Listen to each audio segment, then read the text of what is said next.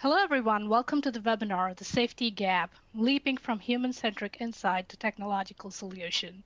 My name is Harini Venkataraman, Associate Research Director here at Lux, and I'll be moderating today's session. Presenting today are my colleagues, Derek Gingrich, Research Director, and Josh Haslin, Senior Director here at Lux Research. Throughout the webinar, you'll have the opportunity to type as many questions as you have in the questions box on your screen. Time permitting, we'll answer all of them that we can.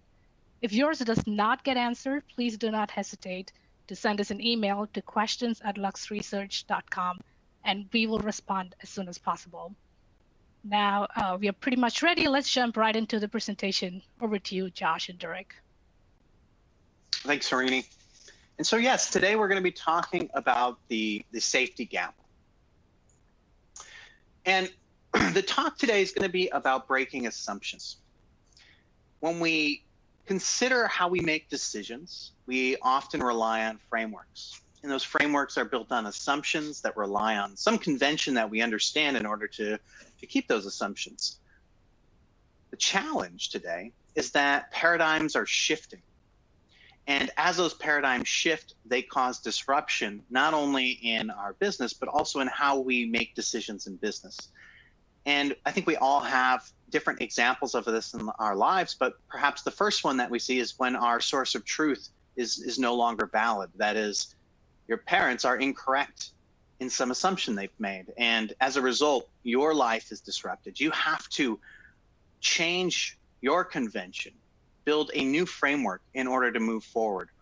And what we want to do today is talk about a method that we've developed in order to overcome those challenges. Challenge your assumptions early so that you can have a better and more fluid decision-making process in the future. And what happens when we get it wrong? So when we do get assumptions wrong, we know that there's actual business consequences. And I think a great example comes from COVID. When we think about the assumption that consumers wanted to be free from germs and that equals safer. The reality is free from germs doesn't equal safer. The EPA has actually made policy against, for instance, materials like triclosan.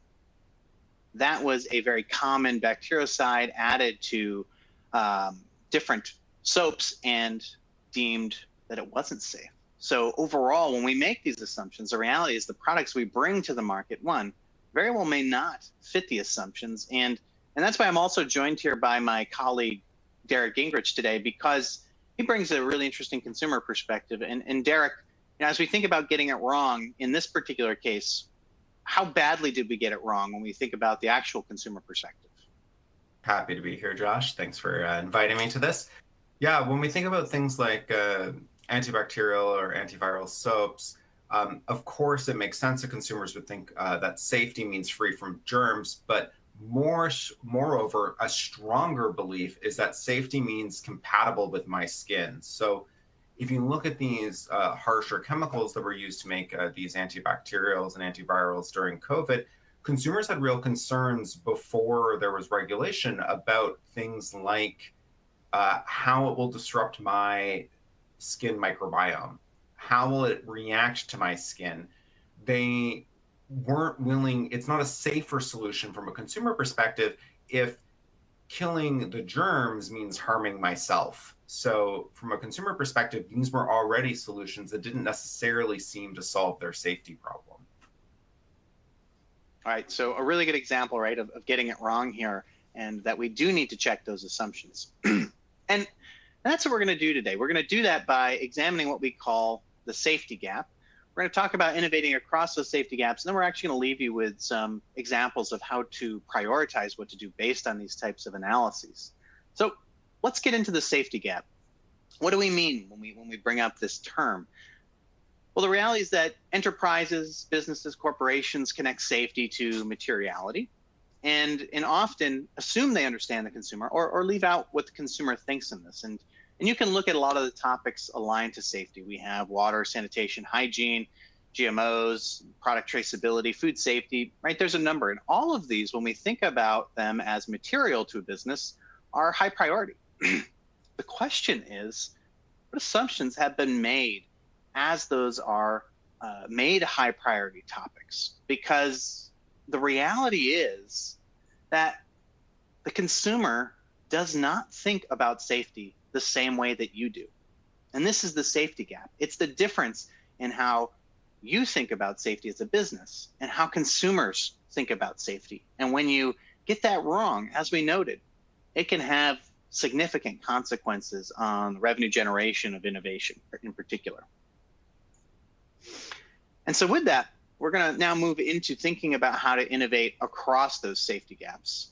And I'm going to pass it to Derek here to walk you through our methodology that we're going to be using today. Derek. Yeah, so what we're doing today is across different parts of the value chain, we're going to first find a way to identify a safety gap, which simply means we're going to look at consumer sentiments around what safety means at a certain part of the value chain, sourcing, processing, or product, what safety means to consumers at that level, and see if there's a gap between how consumers are understanding safety and how enterprises and businesses are understanding safety. If there is a gap, we're going to measure consumer sentiment for the key themes around that gap to really understand how strongly consumers believe in safety, their understanding of safety, and how strong that's guiding their thoughts and decisions. And then finally, making sure that we're aligning our innovations to those culturally relevant concerns. So we're going to start at the source. And when we think of the source of ingredients in personal care or food, the big source concern that emerges among consumers is the fear of contamination, the fear that the source of the ingredients themselves are contaminated with something, maybe bacteria and viruses, germs, like we said before. But more importantly, from a consumer perspective, the contaminants they're worried about are those contaminants that are covered by the organic label. So things like pesticides, but also even GMOs are something they see as a potential contaminant, a deep contaminant in their the source of ingredients.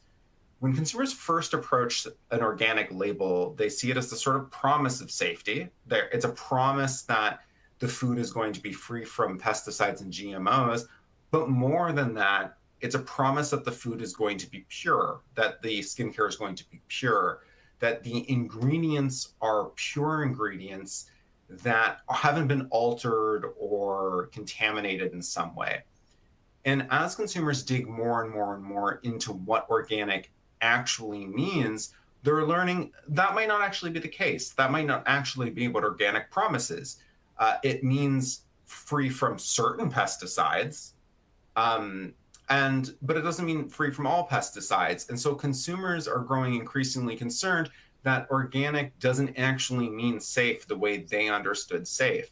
This gets worsened when there's scandals like the Randy Constant scandal, where consumers learn that not only does the organic label not guarantee safety the way they thought it did, but traceability and accountability are actually not even there to prove sometimes that these organic ingredients, that, they're organic crackers or they're organic skin lotion, actually contain organic ingredients, or if someone just says they did. So this breakdown of trust leads to a real concern about the safety of these products. And we see these consumer concerns around organic as a symbol of safety sitting in the early consensus. And that just simply means that there's a lot of conversations about this. They are building in a certain direction. There's momentum. We expect growth. We expect more and more consumers to agree with these concerns around organic, more and more consumers to agree that organic doesn't necessarily promise safety the way they thought it did.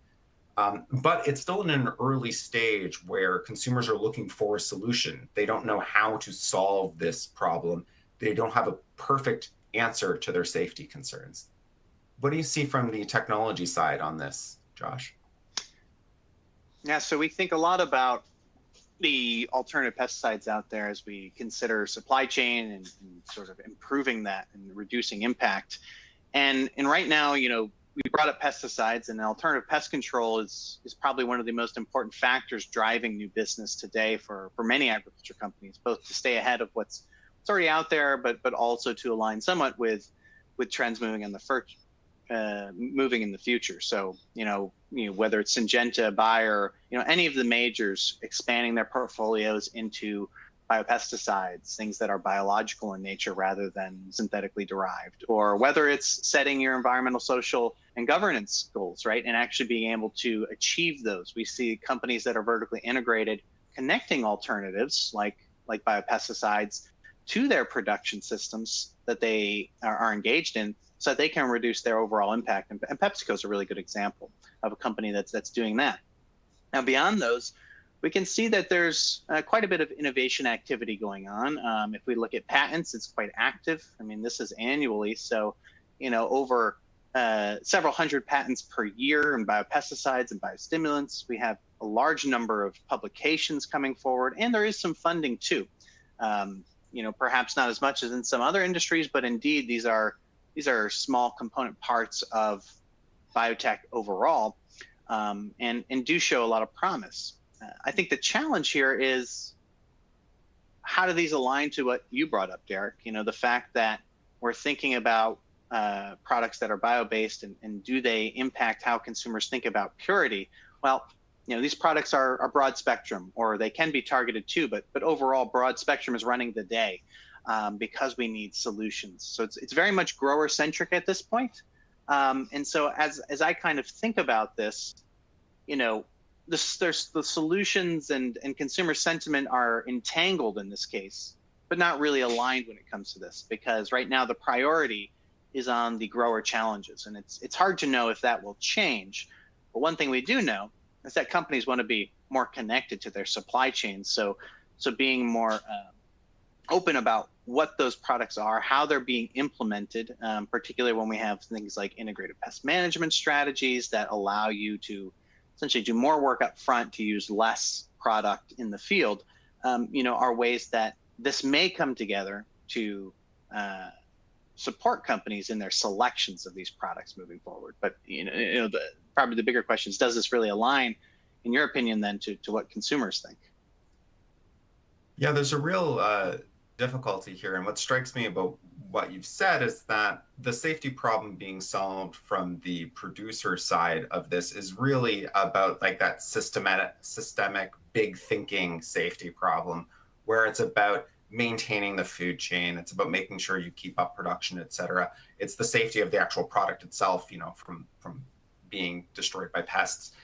And consumers understand that's important, but they're not willing to sacrifice what they see as their safety to maintain that. So there's definitely a big tension there. And I think the key to solving it is really using the fact that these consumers are still in the early consensus. These consumers are still defining these problems for themselves.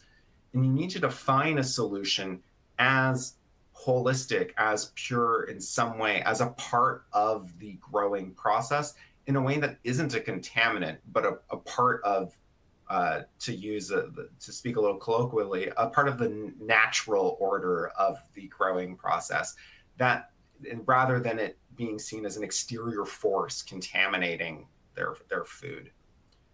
And this kind of concern about thinking holistically, thinking about how, for example, an integrated pest management system might be perceived as a holistic way of approaching growing and working with the ingredients.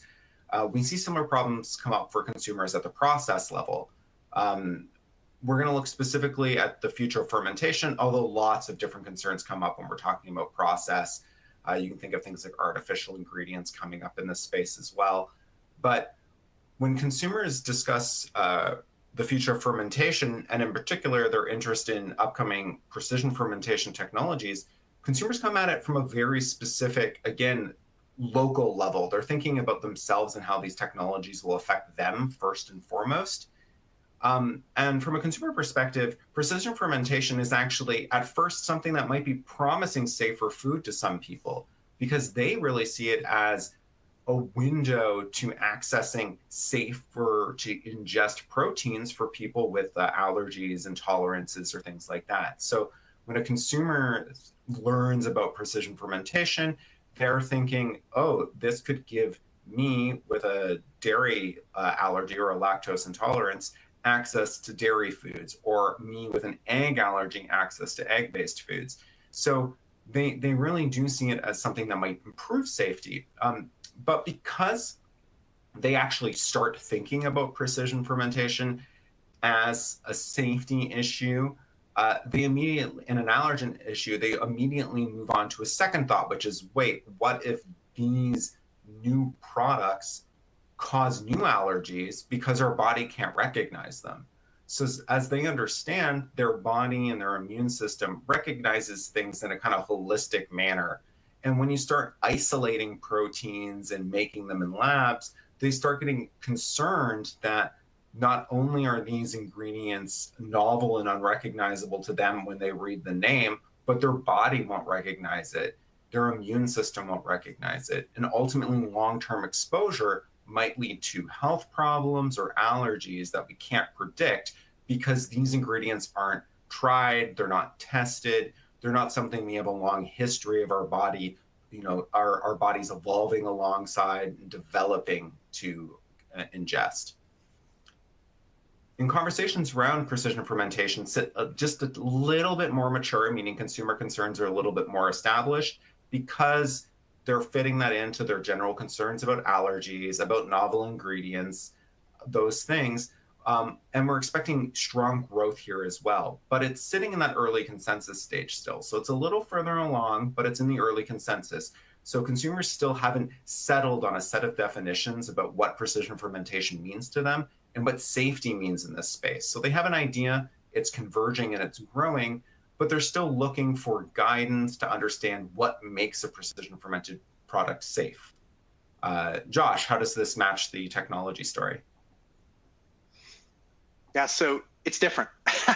is the reality, and right. So it's really important that we challenge these assumptions, because when we look at how precision fermentation in general is being applied for process improvement or innovation, it's really about reducing environmental impact, right? Reducing the resources used, optimizing the processes versus thinking about consumer safety. Now, you might argue that we're beginning to get there, but we haven't reached that point yet. We're thinking about replacements, right, of processes that take more resources today. So right there, there's a big difference, I think, between consumers and innovation, and obviously likely a clear pain point coming in the future. We can think about companies like nonnegotiable that are producing an analog to a particular biological protein like egg protein in this instance. If we think about that, it is an egg, it's producing it in a different way, but just as you said, Derek, yes, it could have a significant environmental impact by reducing the amount of water, resources used to produce that protein,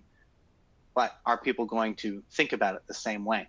And I think, as you indicated, it's volatile. We don't know, right? We don't really know. All we know is that there's some uncertainty there. And I think we see this across. There's a lot of innovation going here, right? You can see precision fermentation, food additives, microproteins. These are all things that utilize fermentation in some way to produce the future of these products. There's a number of patents. There's a number of publications. There's even more funding than we saw on the other. And it's not just about that. It's also about the technology we're using on the consumer health side to understand ourselves better. We see innovation pumping into understanding food sensitivities, food allergies better. And that also, right, increases the level of knowledge and the level of awareness that people have of themselves, which likely in the future, right, puts a little bit more pressure on companies to spend more time making sure that their products are safe to the best of their abilities. And as you brought, what's that timeline look like? It can be very difficult for some companies to actually do this. So, overall, what does this mean? There's a lot of innovation happening in fermentation. So it remains up for grabs. It's up for grabs to the companies and players that can align this level of consumer education to that balance and impact on sustainability that we see today. So, we're at the stage right now where companies are moving towards scale. So now's the time to be thinking about that. And I think that's what's great about this analysis here, is that it really highlights, as we transition there, that there's more to think about for these businesses to be successful. And we really want to make sure that we're challenging those assumptions. So that's what I would say as far as connecting technology there. But anything you would add based on that, or does that solve the day so far? Yeah, I think again, what's interesting here is that the motivation from the enterprise and business angle isn't really about allergies and food safety the same way, and rather the motivation is about, again, bigger concerns like sustainability. So whereas the consumers, again, recognize when we look at consumer conversations about precision fermentation, sustainability is there, but it's not as immediately salient as concerns about how it'll affect them when they eat it. This kind of tension between the enterprise level looking at big problems and the consumer level looking at kind of more immediate problems, more immediate effects of a product, plays out at the product stage as well, where we're going to look at a very different product, AI, and how consumers are interacting with that.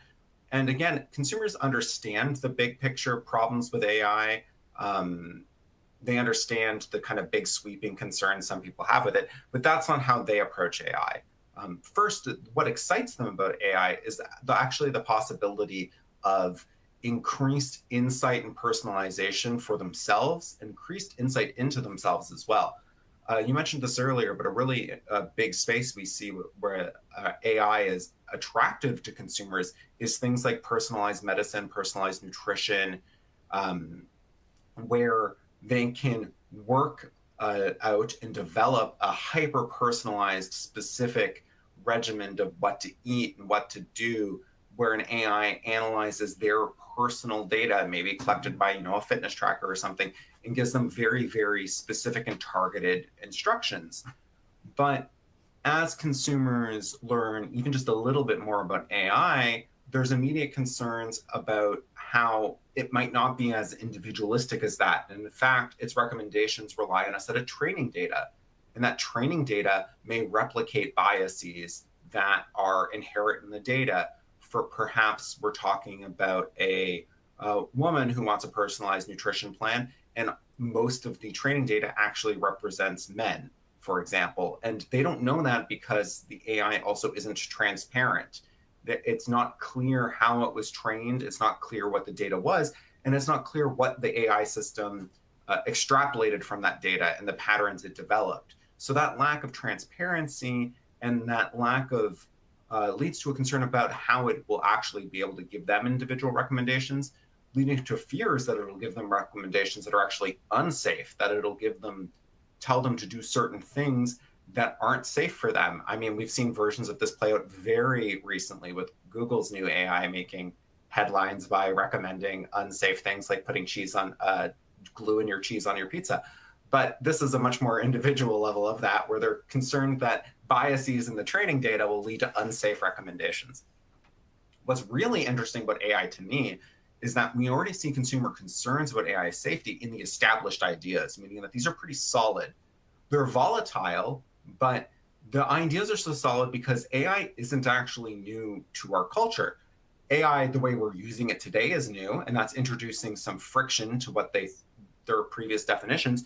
But consumers are working off of a tradition of 70 plus years of science fiction stories and popular culture about AI and its possible safety problems, going all the way back to the laws of robotics, but even more semi-recent examples like the film Her, which is mirroring more closely how things like ChatGPT seem to work from a consumer perspective.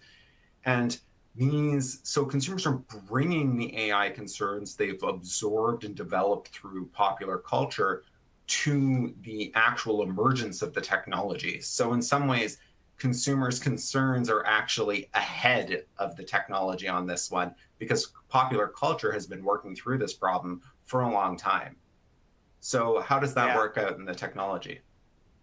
I mean, I think you're exactly right. This is a very different story. Consumers are ahead, right, versus technology moving forward ahead of perhaps a shifting consumer perspective. I mean, you can, if you look at the innovation activity on the right, you can see that in this particular case, right, funding's at the high level, right? So academics are beginning to publish more articles here. We're beginning to see more patents, but not nearly at the degree of this sort of fever pitch pace to find use cases for this thing that we already have thought about, right, for some time. And I mean, we see as a result, what's the impact of that? Well, we are seeing companies being called out now, especially where there's any potential to do harm. We have the insurance companies using automated systems to define whether or not somebody has actually made a claim and whether they're going to get reimbursed for that. And being that, as you said, there's not a lot of transparency. Right now, there's lawsuits out there calling these out and saying, listen, we need more transparency if this is going to happen, or it's not going to happen, right? And so that's on the healthcare side. The consumer side's a little more, we'll say laissez-faire right now, in that these policies are more recommended on their own. So, if I'm to kind of lay out a takeaway here for this one, it's that the onus is going to be on the innovator in this case, right? It's clear that we're finding use cases for AI in our everyday lives. I'm sure everybody on this call is using it in some way, right?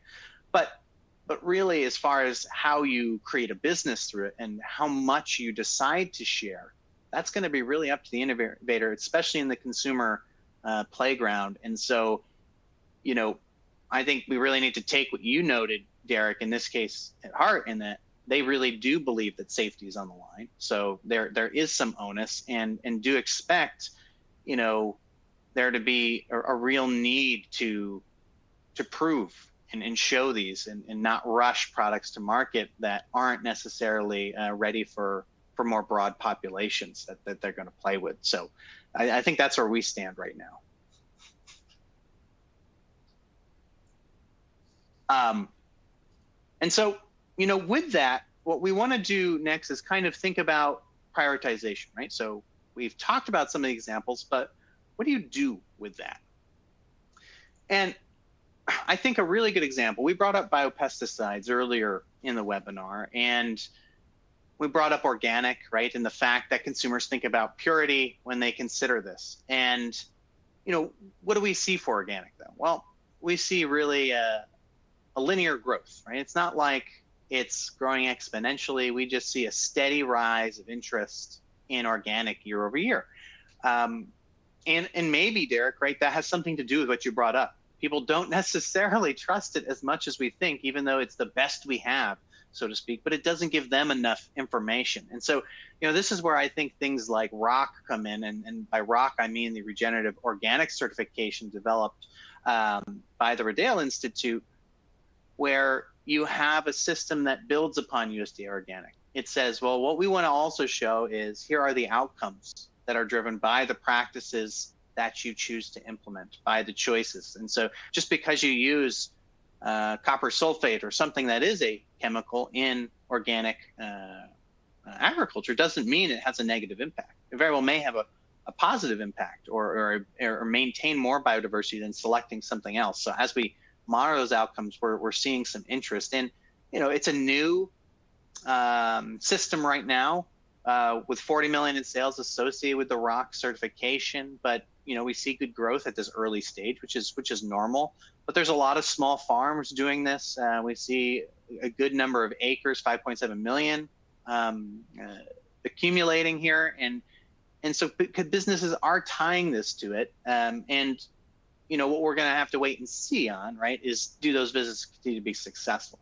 Does that ROC certification allow them to continue to capture that value and, right, support consumers in their ideas in the long run? But it's a really good example of challenging those assumptions, right, and seeing a potential. Derek, I passed to you to see if you have any that you wanted to present. Yeah, and a great example of navigating the safety gap, I would say, is the ordinary, specifically products like their 100% plant-derived squalene. For a couple of reasons, really, they're hitting up multiple levels of the value chain with this product. First, they emphasize that the ingredient and the source is 100% plant-derived squalene. It's the only ingredient in there. Consumers don't have to worry about exposing themselves to something else. There's a implicit purity in that 100%, but also the packaging calls it both 100% plant-derived squalene and pure plant-derived squalene. So there's that implicit purity rather than saying organic or, you know, like a vegan or something like that. They really give consumers that information. This is what it is. You are in control of what you're putting onto your body in this case. But also, speaking a little to what we were talking about with AI, The Ordinary also offers this great level of transparency where they publish 100% of consumer reviews on their website very quickly. So there's absolutely no filtering of the consumer reviews. So they also feel like there's increased transparency where they can see how this product has how other people have reacted to this product. And so a lot of The Ordinary's line is like this, not everything, but a lot of Ordinary's line is like this, where it really, really puts that purity first and lets consumers feel in control of what's on and in them, and therefore in control of their body. Given that, I just want to hit up a couple key takeaways to kind of summarize what we've talked about here today. So first, these assumptions we have about what safety means in different contexts leads to gaps between how we are discussing safety and how consumers are discussing safety. And those gaps might lead to us solving the wrong safety problem or creating new safety issues with our safety solutions. Second is that every gap is different and it needs to be analyzed individually. The safety gap around something like the safety of organic might not give us the information we need to address a totally different safety gap about, or a totally different gap rather, about what consumers think about the safety of,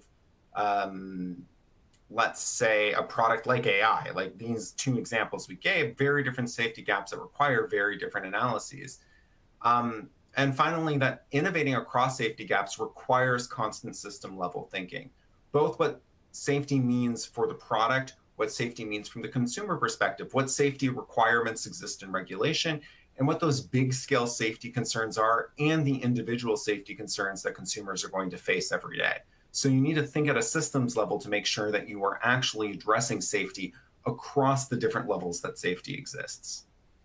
Yeah, absolutely. And you know, we just want to leave everybody with a few take-home action items. And I hopefully we've sold you on this, because we really, you know, believe that there's a lot of examples of understanding the minutia, the safety gap. So really reassess that materiality matrix and make sure that you understand the minutia of those high priority items that you're identifying, particularly when it comes to safety, because we've shown you that those assumptions are often incorrect. And second, you know, really think about evolving that education level of consumers on emerging topics. You know, they're learning faster than ever before, right? So as they learn faster, that means they're up to speed faster, which means you have to be much more clear with what you're bringing across. The one thing we didn't get a chance to talk about today, but that's important to remember, is there are regional discrepancies. So we talked about these challenges in general, but as we've learned in working with our predictive anthropology team, regional discrepancies are rampant and really important, right? So as you go to the market, there may be another level of minutia to assess in this particular case. And just so you know that we have a tool for you, you can use our Motive AI tool actually to double check your innovation or product roadmap, which in this particular case is exactly what we did. We used our existing tool to do this analysis, and you know, what we want to say is reach out to us to learn more. But other than that, I just want to say thank you. Thank you so much, Josh and Derek. Very fascinating presentation there, thinking about safety gaps. We'll now be taking questions that you have on this presentation, which you can type into the question box here. You could just see some already coming in. Let me go with this one. I think this first one is very interesting and touches upon strategic use cases. How, you know, when you think about CPG companies in general, how else could a CPG company leverage this particular methodology for long-term R&D planning? Wait, Josh, Derek, feel free to jump in. You know, obviously this is something we do a lot at Lux. We build roadmaps, and I think the more we've worked with predictive anthropology and begin to tie it to technology scouting, what we've seen is it's not just about knowing what's today and now, right? As I think we've shown, but that you can also layer the challenging of assumptions into your long-term work. So whether it's developing crops, right, for the future of consumers, maybe it's the future of spicy foods, right? Maybe it's those sources that we're thinking of and the flavors that clients want to do. What do people think about with those? You can challenge that and understand it at an early stage, what level of interest is out there, but perhaps even more importantly, challenge some of the assumptions you have, right? We are all individuals. And so I think we often place our own silo on top of that. And this is a good example of how to escape that and tie it into your long-term planning. So we really recommend beginning to check your assumptions, validate assumptions. And I think that's one of the most important uses of this. Yeah, absolutely. And the beauty of this methodology that you presented today is that it's industry agnostic, right? Whether you're personal care, whether you're food and beverage, apparel, I think a lot of these really, are key concerns for you as you think about your R&D planning. I think we have time for one more. So we talked a lot about safety gap today. So the question is coming, are there other situations where this type of analysis or your methodology can actually be helpful? Yeah, I can take that one. So today we were discussing the safety gap, but really the safety gap is a certain specific type of maybe an assumption gap where there's a gap between what producers and enterprise and business is assuming and what consumers are assuming something means. And we've studied other versions of this problem in other cases. So for example, if we think of what producers might think being vegetarian means to consumers versus what consumers think what vegetarian means, when we analyze a gap like that, we can get insight into why something like Beyond Meat had such a precipitous fall over time.